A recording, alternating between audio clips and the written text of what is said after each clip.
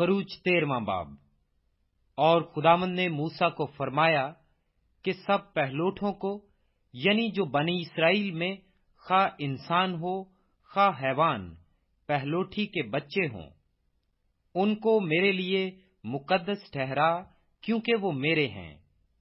اور موسیٰ نے لوگوں سے کہا کہ تم اس دن کو یاد رکھنا جس میں تم مصر سے، جو غلامی کا گھر ہے، نکلے، کیونکہ خداوند اپنے زور بازو سے تم کو وہاں سے نکال لایا۔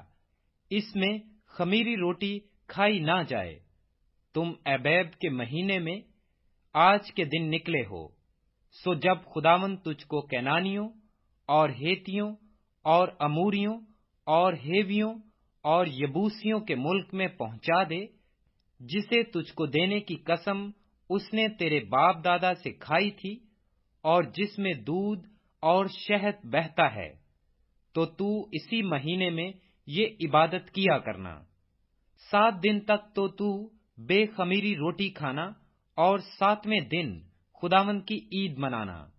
بے خمیری روٹی 7 دن کھائی جائے، اور خمیری روٹی تیرے پاس دکھائی بھی نہ دے، اور نہ تیرے ملک کی حدود میں کہیں کچھ خمیر نظر آئے۔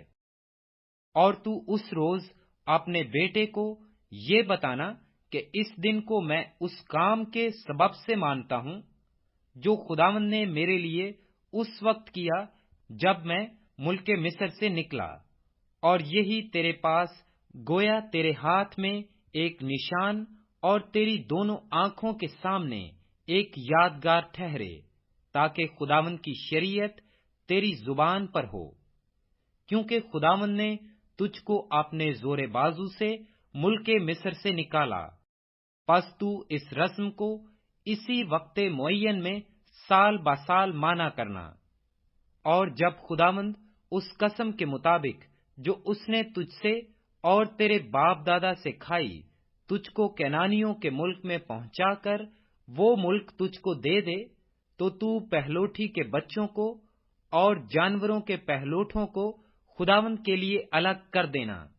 سب نر بچے خداوند کے ہوں گے، اور گدھے کے پہلے بچے کے فدیہ میں برہ دینا، اور اگر تو اس کا فدیہ نہ دے تو اس کی گردن توڑ ڈالنا۔ اور تیرے بیٹوں میں جتنے پہلوٹے ہوں، ان سب کا فدیہ تجھ کو دینا ہوگا۔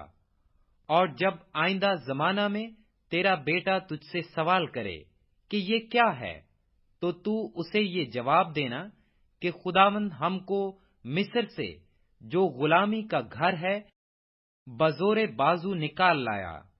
اور جب فرعون نے ہم کو جانے دینا نہ چاہا، تو خداوند نے ملک مصر میں انسان اور حیوان دونوں کے پہلوٹے مار دیے۔